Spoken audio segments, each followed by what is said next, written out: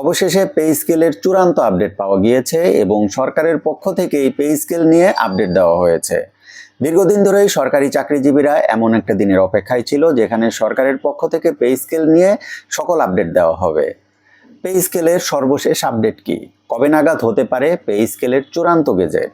এছাড়াও আসন্ন পে স্কেলে সরকারি চাকরিজীবীদের বেতনই বা কতটুকু বাড়ছে? বিস্তারিত আজকের ভিডিওতে আপনারা জানতে পারবেন। যারা পে স্কেল নিয়ে সবচেয়ে নির্ভরযোগ্য তথ্য জানতে চাচ্ছেন তারা পুরো ভিডিও আমার সাথে থাকবেন। আমি প্রথমেই বলে নিচ্ছি অর্থমন্ত্রীর সেই কথাগুলো। অর্থমন্ত্রী বলেছেন পে স্কেল চূড়ান্ত পর্যায়ে রয়েছে এবং তারা আজকের বৈঠকে পে স্কেলের কিছু দিক নিয়ে আলোচনা করেছেন এবং চূড়ান্ত সিদ্ধান্ত নিয়েছেন। আমি প্রথমেই বলতে যাচ্ছি যে একটা পে স্কেল মোটেও ছোট বিষয় নয়। সেখানে রাজস্ব খাতভুক্ত, স্বায়ত্তশাসন, ব্যাংক এবং জুডিশিয়ারি সহ সেনাবাহিনীর জন্য আলাদা আলাদাভাবে পে স্কেল হয়ে থাকে। যেহেতু এতগুলো পে স্কেল হয় সেহেতু অনেক নীতি নির্ধারণ পর্যায়ের কিছু সিদ্ধান্ত থাকে যেগুলো তাদের পর্যালোচনা করার প্রয়োজন হয়। এই কারণেই মূলত তারা সেই বিষয়গুলো নিয়ে পর্যালোচনা করছেন এবং শেষবারের মতো সিদ্ধান্ত নেওয়ার আগে বৈঠক করছেন। এটা রুটিন ওয়ার্ক এবং এই কাজগুলো দ্রুত গতিতে পে স্কেল বাস্তবায়নের পথে সহায়ক। সুতরাং পে স্কেল নিয়ে আর কোনো দ্বিধা নেই। পে স্কেল জুলাই থেকেই বাস্তবায়ন হবে, স্বয়ং অর্থমন্ত্রী সেটি নিজের মুখে ঘোষণা দিয়েছেন। এখন আপনাদের মনে প্রশ্ন জাগতে পারে যে এই অফিসিয়াল বৈঠকগুলো আর কতদিন হতে পারে? খুব একটা এই বৈঠকগুলো হবে না, সর্বোচ্চ 2-3টা বৈঠক সর্বোচ্চ হতে পারে, তারপরেই আসলে মন্ত্রিসভায় পে স্কেলটা চূড়ান্তভাবে বাস্তবায়ন হয়ে যাবে বা পাশ হয়ে যাবে। এখন আর একটা প্রশ্ন জেগেছে যে মন্ত্রিসভায় পে স্কেল পাশ হওয়ার পরেই কি গেজেট হয়ে যাবে? ওই দিনই কি গেজেট হয়ে যাবে? ব্যাপারটা কিন্তু এমন নয়। যখন মন্ত্রিসভায় পে স্কেল চূড়ান্তভাবে পাশ হয়ে যাবে তারপরে মূলত অর্থ মন্ত্রণালয় পে স্কেলের গেজেট প্রকাশের চূড়ান্ত কাজটা করবে। এমনও হতে পারে ওই সপ্তাহতেই গেজেট হতে পারে, এমনও হতে পারে পরবর্তী সপ্তাহেও গেজেট হতে পারে। এখন আগস্ট মাসে পে স্কেলের গেজেট হওয়ার সম্ভাবনা কতটুকু?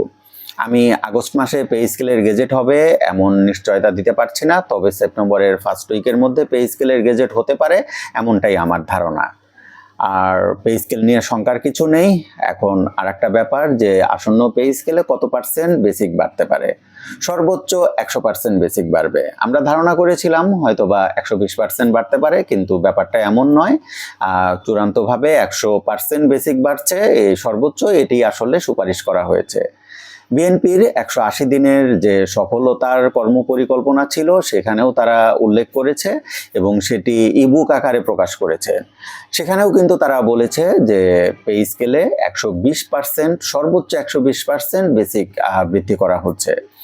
তার মানে 11তম থেকে 20তম গ্রেডধারী যারা আছেন তাদের 120% বাড়ার সম্ভাবনাই বেশি। আপনি বর্তমানে যে গ্রেডে আছেন আপনার ইনিশিয়াল বেসিক যেটা সেটাকে দ্বিগুণ করে তারপরে আপনার যতটুকু বেসিক বৃদ্ধি পেয়েছে সেইটাকে যোগ দিলেই আপনার বর্তমান বেসিক আপনি নিজেই নির্ধারণ করে ফেলতে পারবেন বা বের করে ফেলতে পারবেন। এটি ছিল পে স্কেলের বেসিক বৃদ্ধি নিয়ে সর্বশেষ আপডেট। এছাড়াও প্রশ্ন জাগতে পারে প্রথম থেকে নবম গ্রেড বা দশম গ্রেড তাদের জন্য কতটুকু বাড়তে পারে? তাদের জন্য 90 থেকে 95% পর্যন্ত বাড়তে পারে, এর বেশি বাড়বে না। এখন আরও একটা প্রশ্ন আপনাদের মনে হতে পারে যে এই যে পে স্কেলের গেজেট সেটি যে বিলম্বিত হচ্ছে এটি আসলে পে স্কেল বাস্তবায়নের কোন পথে কোনো বাধা হবে কিনা? মোটেও কোনো বাধা হবে না। পে স্কেল জুলাই থেকেই বাস্তবায়ন হবে, এটি সর্বশেষ আপডেট। এখন গেজেট আজকে হোক বা কালকে হোক সেটি 2026 সালের জুলাই মাসের বেতন থেকেই আপনারা নতুন বেসিক অনুযায়ী বেতন পাবেন এবং 2027 সালের জুলাই মাস অথবা সেই সময় থেকে বাদবাকি যে ভাতাগুলো আছে সেই ভাতাগুলো প্রাপ্য হবেন। এটি ছিল পে স্কেলের সর্বশেষ আপডেট। আর আপনারা যারা পে স্কেল নিয়ে অনিশ্চয়তায় ছিলেন আশা করি আজকের পর থেকে আপনাদের সেই অনিশ্চয়তাটা দূর হবে। পে স্কেল নিয়ে আর অনিশ্চয়তার কিছু নেই। আর সবচেয়ে বড় ব্যাপার পেনশনারদের জন্যও খবর আছে। আপনারা ইতিমধ্যে দেখেছেন যে বিএনপির 180 দিনের যে সফলতা সেখানে তারা বলেছে যে সরকারি চাকরিজীবীদের বেতন ভাতা বাবদ 89,000 কোটি টাকা সে বরাদ্দ রাখা হয়েছে এবং এর সাথে পেনশন গ্র্যাচুইটি বাবদ আরও সব মিলিয়ে 1,41,000 কোটি টাকা রাখা হয়েছে। তার মানে দেখুন পেনশনারদের জন্যও কিন্তু স্মার্ট হারে পেনশনের পরিমাণ বাড়ছে।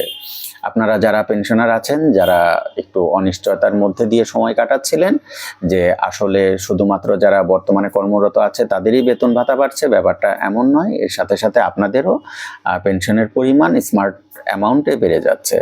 তো বন্ধুরা, আজকে এই পর্যন্তই। আশা করি পে স্কেল নিয়ে আপনাদের অনিশ্চয়তা দূর হয়েছে। আর যারা দীর্ঘদিন ধরে পে স্কেল কাজ করছে, এই পে স্কেল বাস্তবায়নে তাদের অবদান মোটেও কিন্তু ফেলে দেওয়ার মতো নয়। অনেকেই আছেন যারা পে স্কেল নিয়ে সামনে থেকে কাজ করছেন, অনেকেই আছেন পে স্কেল নিয়ে পিছন থেকে কাজ করছেন। তবে আমার মতে বর্তমান সরকার এত দ্রুততম সময়ের মধ্যে পে স্কেলটা দিয়ে যাচ্ছে, এটা অবশ্যই তারা সাধুবাদ পাওয়ার যোগ্য।